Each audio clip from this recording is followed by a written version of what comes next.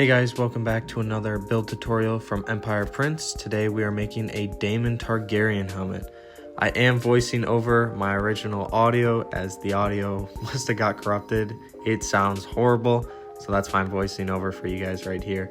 But this helmet is from Do3D. I do have their marketplace license, so if you are interested in purchasing this helmet from me, I'll have a link down below to my Etsy, and let's get into the build. So because this is not a separated helmet and I did print it kind of all in one piece, or how it's meant to be printed, there's no seam lines to fill, which is the nicest thing to have. If you have a large enough printer where you don't have to split pieces up, do it. It's worth the extra printing time. It makes post-processing so much easier, and I highly recommend it.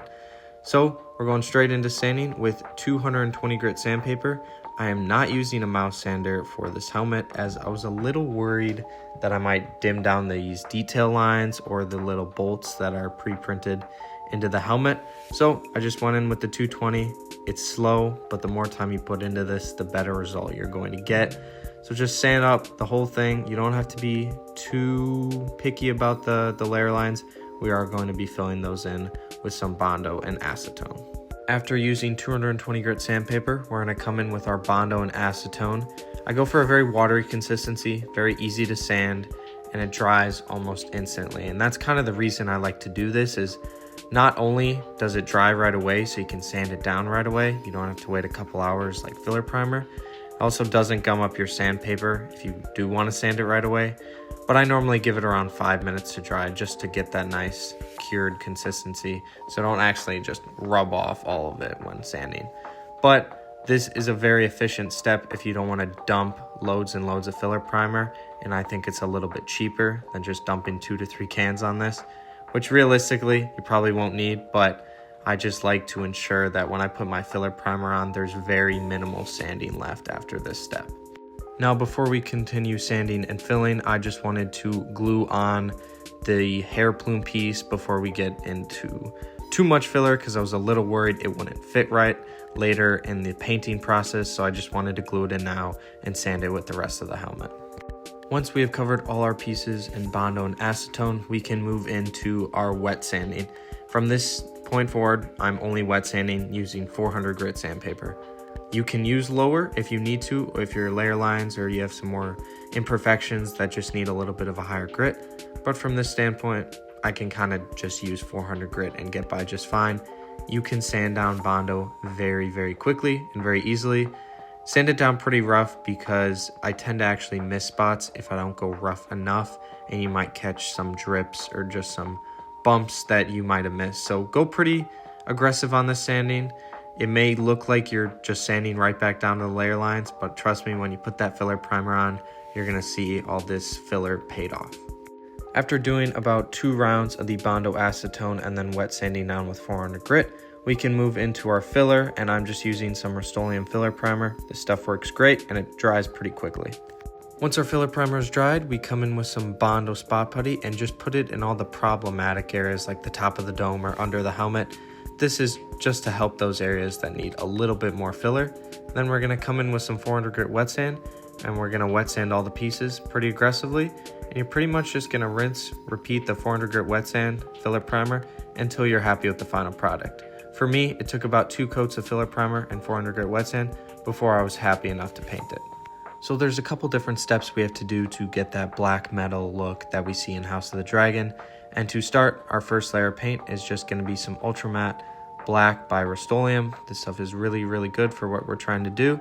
And you just want to coat each piece in 2 to 3 layers of paint, and then we're ready to go on to the next step. So unfortunately, after painting the black, which shows all imperfections, I noticed I had a couple imperfections within the print that I wasn't too happy with, and I actually had a drip from wet sanding. I don't think I let the piece dry enough, and then when I painted, the paint caused a drip, which was very unfortunate. But we're just going to come back in with 400 grit, and we're going to wet sand all these pieces down.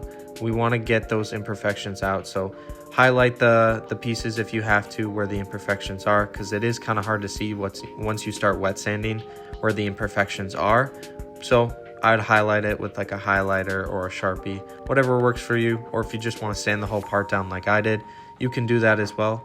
And then after the 400 grit wet sand, because I was already sanding it, I wanted to move in with 1000 grit. Just give it a little bit more of a sheen and make it very, very smooth so I can get that nice black metal look. Once we thoroughly dried all our pieces, we can move right back into painting the helmet again with the Ultra Matte Flat Black by Rust-Oleum, and just give it a nice 2 to 3 coats. Get it nice and covered, double check for any imperfections, and then we're ready to move on to our next step, which is giving it that black metal look. I'm using some Duralumin by the Digital Armory. This stuff is amazing.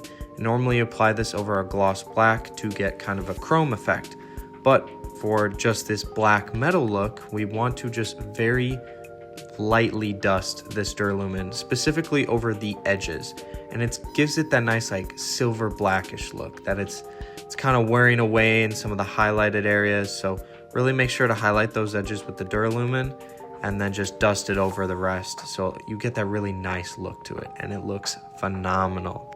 After the Duralumin, I wanted to highlight the edges a little bit more and add some scuffs and scratches throughout the helmet. So to get that look, I just sprayed some Rust-Oleum metallic chrome spray paint into kind of a bowl, and then I just dry brushed it on throughout the helmet, and that gave it a little bit more of a weathered look. So this is my first time making the Daemon Targaryen helmet. I'm very excited to have made it this far, and it's looking really, really good, but unfortunately, because of how well this helmet is designed, the cheeks are very tight, and I probably could have printed this bigger for my head as I have a very large head. So I used the pre-installed magnet holes that come with the DO3D file. Unfortunately, they don't tell you which size magnets to use, but from what I could tell, they were like 8mm by 2mm magnets, and even then it barely fit. I'm sure if I scaled this up, they'd fit perfectly, but in order to get these to fit on the outside and the inside here, all I did was align the magnet where I wanted it to be, took the blowtorch, and this is so sketchy. I'd be careful because you can melt your paint, you can warp your parts. So just a little quick little pump of gas, get it just soft enough where you can push in the magnet. So if anyone does print this at 100% scale, this is what I'd recommend doing if you want to get these magnets installed.